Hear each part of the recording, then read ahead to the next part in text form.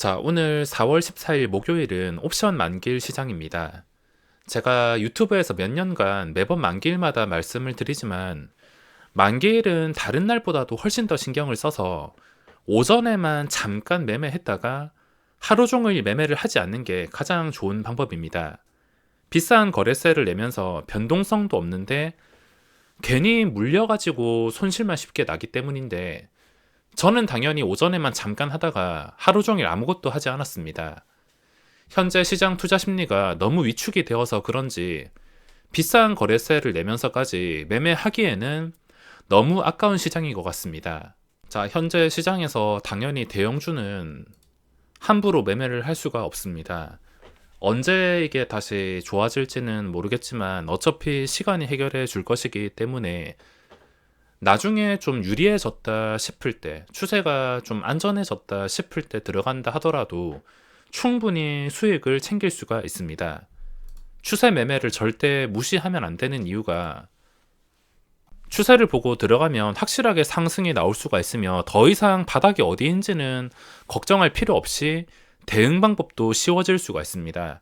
그러니까 내가 좋아지는 것 같아서 들어갔는데도 이게 뭔가 잘 풀리지 않는다면 쉽게 눈치를 채고 대응을 할 수가 있다는 겁니다. 근데 끝까지 하락하는 종목에서는 감히 바닥을 예측할 수가 없습니다. 어디까지 빠질지도 모르고 그냥 희망사항 가지고만 이만큼 빠졌으니까 이제는 더 빠지지 않겠지.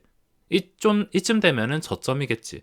이런 생각을 가지다가는 떨어지는 칼날을 잡는 매매가 굉장히 위험할 수가 있는데 추세 매매는 말 그대로 추세, 더 이상 하락이 나오지 않는 것을 확인하고 확실하게 들어가는 것이기 때문에 상승도 상승이지만 대응이 더 쉬워질 수밖에 없습니다. 그러니까 지금 뭐 대형주는 다 필요 없고 오직 거래대금과 추세. 근데 투자 심리가 위축이 되어서 그런지 또 거래대금이 끊겨버렸습니다. 며칠째 뭐 한 종목씩은 나오고 있긴 하지만 코스닥에선 오늘도 거래대금이 전멸, 그리고 코스피에서는 일동제약이 거래대금이 많이 나오고 있지만 뭐 하한가를 간 상태에서 움직이는 것이기에 저랑 잘 맞진 않아서 당연히 접근을 하지 못했으며 뭐 오늘 또 3천억 이상 LG이노텍이 올라오긴 했지만 이렇게 올라온 종목이라 하더라도 무조건 잡아가지고 수익을 내는 것이 아닙니다. 합리적인 자리를 찾고 기다리면서 관찰하는 시간이 필요한데 무작정 3천억 이상의 종목이 나왔다고 저는 거기서 무조건 수익을 내는 게 아닙니다. 자, 일단 리츠 이야기해서 또 죄송한데 리츠가 어떻고가 아니라 상황에 대해서도 좀 설명을 드리겠습니다. 제가 유일하게 장기 투자로 보고 있는 게 리츠인데 작년 말쯤부터 제가 리츠 쪽에 뼈를 묻겠다고 말씀을 드렸으며 아직까지 생각엔 변화가 없습니다. 뼈를 묻으면서 올라갈 때는 시세 차익을 노리고 또 내려올 때는 재매수를 해서 그 시세 차익까지 합쳐가지고 1년에 약 15% 이상의 수익률을 노려보려 하는데 리츠뿐만 아니라 일반 종목에서 투자를 한다 하더라도 내가 가진 원칙을 충실하게 지키면서 그 종목에 대한 합리적인 자리를 찾다 보면 상승 이유나 호재거리는 알아서 뒤에 따라온다는 것입니다. 무조건 합리적인 가격을 찾으셔야 됩니다. 제가 말하는 합리적인 가격이란 내가 매수를 했을 때, 뭐 지금이라도 바로 매수를 했을 때 이 종목이 내려갈지 올라갈지는 당연히 알 수 없습니다. 그 전에 경험과 확률 가지고만 이쯤 되면은 올라갈 확률이 더 높겠구나, 이런 식으로 생각을 하고 접근을 하는 것이지 매수한다고 무조건 올라갈 거라 생각을 하지 않습니다. 그렇기에 안 될 상황에 대해서도 대비를 해줘야 되는데 그 안 될 상황에서 최대한 안전하게 탈출을 할 수 있는 자리, 눈치채고서 확실하게 대응할 수 있는 자리를 합리적인 자리라 볼 수 있습니다. 쉽게 말해서 제가 작년에 들어간 리츠는 미래에셋 글로벌 리츠가 아니지만 이걸로 예시를 들자면 이쯤에서 들어가서 물린다 해봤자 손실이 그렇게 크지가 않았습니다. 근데 막 현대사료 최근에 이런 종목을 최고점에 막 이런 식으로 들어갔을 때 절대 합리적인 자리라 당연히 볼 수가 없습니다. 왜냐하면 여기서 잘못될 경우에 내가 대응을 할 수 없기 때문에 그냥 눈 뜬 상태에서 반토막 나는 것을 지켜볼 수도 있는 자리라서 리스크 관리를 잘할 수 있는 합리적인 자리만 찾아야 된다는 겁니다. 합리적인 자리를 찾고서 주가가 이런 각도로 오를 땐 상승 이유나 호재거리는 알아서 뒤에 따라온다는 겁니다. 제가 작년 말부터 뼈를 묻기 위해서 리츠를 매수한 것도 뭐 지금 인플레이션 해지용으로 수혜를 받아서 오를 거라고는 저는 당연히 몰랐습니다. 그런 거 다 필요 없이 내가 이 자리에 들어갔을 때 얼마나 잘 대응을 할 수 있냐, 얼마나 손실을 최소화시킬 수 있냐, 손실을 최소화시킬 수 있는 상태에서 들어가고 잘 되면은 또 어디까지 올라갈 수 있냐, 시세 차익을 어떻게 안전하게 노릴 수 있냐, 이런 것들만 생각하고 들어갔지 그 종목의 뭐 호재나 재료 이런 거는 저는 크게 신경을 쓰지 않았습니다. 주가가 어차피 오르면 거기에 맞춰가지고 상승 이유를 찾으려는 뉴스거리나 글들은 자연스럽게 따라서 올라올 수밖에 없습니다. 반대로 생각을 했을 때 이미 누구한테나 알려진 호재나 상승 이유가 뚜렷하게 있는 종목은 오히려 개미 투자자가 고점에 물릴 수 있다는 신호니까 이유 있는 상승보다는 이유 없는 상승에 올라타는 게 확률적으로 봤을 때 개인이 가장 안전하게 성공할 수 있는 수단이라 볼 수 있으며, 역시나 추세 매매와 합리적인 자리를 찾는 것에 모든 답이 있습니다. 이때까지 제가 매매하는 걸 봐오셨겠지만 제가 어떤 호재가 있다고 들어가는 게 아니라, 그걸 또 예상하고 들어가는 게 아니라 오로지 그 전의 움직임을 보면서 들어갑니다. 아무것도 몰라서 어쩌면 무식한 매매일 수도 있지만 이게 주식의 현실입니다. 이 종목은 나중에 전망이 좋을 거야, 이 업종은 나중에 좋아질 거야, 이거는 다 희망사항일 뿐 주가를 올려주는 것은 결국에 수급과 추세일 것입니다.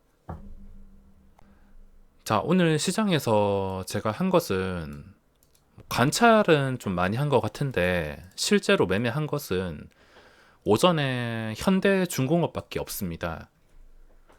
어제 신고가를 13만 5천 원을 뚫어서 마감을 했기에 당연히 당분간 관심을 받을 것 같아서 현대중공업도 관심 종목에 있었습니다. 어제도 단타를 치고 오늘도 단타를 쳤는데, 어제 나스닥이 괜찮게 마감을 했는데도 또 장전에 매수가 1000주 정도 이 종목 치고는 강하게 걸려 있었는데도 시초가가 마이너스 1%에서 형성이 되었습니다. 이게 웬 재수지라 생각을 하고 바로 덥석 물었습니다.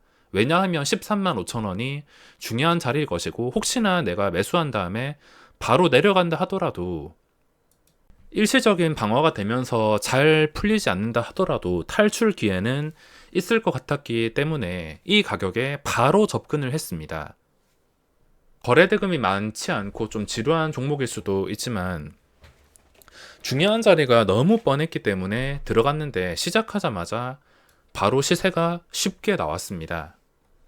이것 때문에 좀 오늘 마음 편하게 관찰할 수가 있었는데, 혹시나 나중에 또 장중에 한 번쯤은 이쯤에서 내려오진 않을까, 또 13만 5천 원 근처까지 내려오지 않을까 싶어서 기대를 했지만 더 내려오진 않았습니다. 만약에 이 상태에서 또 내려왔다면 이 자리를 기준으로 매매하는 것이기에 아마 재진입을 했을 것 같습니다. 근데 내려오지 않아서 패스.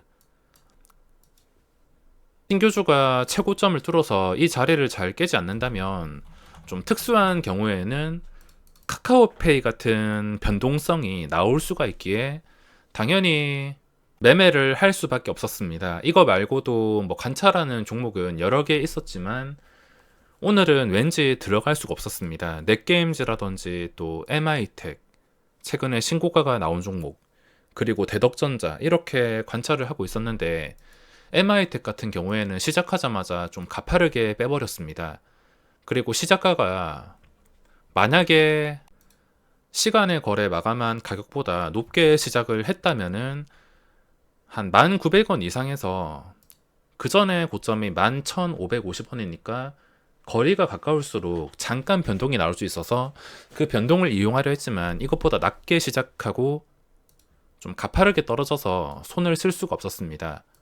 그 뒤에도 뭐 지루해서 관찰을 포기했었는데 장중에 잠깐 번쩍 시세가 나왔지만 현재 마이너스에서 거래가 되고 있습니다. 13%까지 올라갔던 게 현재 마이너스 2%. 이래서 줄 때 먹는 게 중요하며 저는 여기서도 들어가지 않았습니다. 왜냐하면 이미 봤을 때가 이런 식으로 무식하게 올랐기 때문에. 이미 올라간 것은 그 전에 아무리 괜찮게 생각을 했다 하더라도, 계획을 했다 하더라도 쿨하게 포기를 할 줄 알아야 됩니다. 이런 차트의 종목은 빠지지만 않으면 상승밖에 없다는 것을 알기에 좀 관심이 컸는데, 어제 넷게임즈도 그렇고 오늘 초반에 좀 가파르게 시초가랑 합치면 시초가 대비 마이너스 5%까지 하락했습니다. 넷게임즈 때문인지 손이 가지 않았습니다. 그리고 넷게임즈는 주포가 참 어려운 것 같은데 어제 시간의 거래에서도 28,750원에서 마감했던 게 훨씬 더 낮게 시작을 했습니다.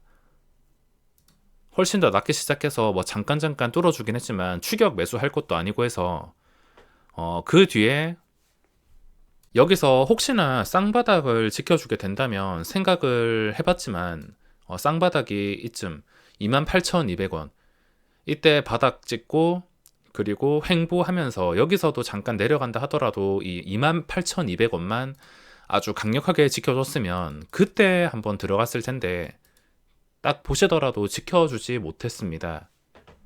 그리고 대덕전자도 시작하자마자 좀 빠졌는데 현재 가격이 고점과 거리가 가까워서 결국에 기본적인 이동평균선만 계속해서 지키고 있다면 또 거래량이 몰리는 날에는 이런 식으로 양봉이 나올 수가 있습니다.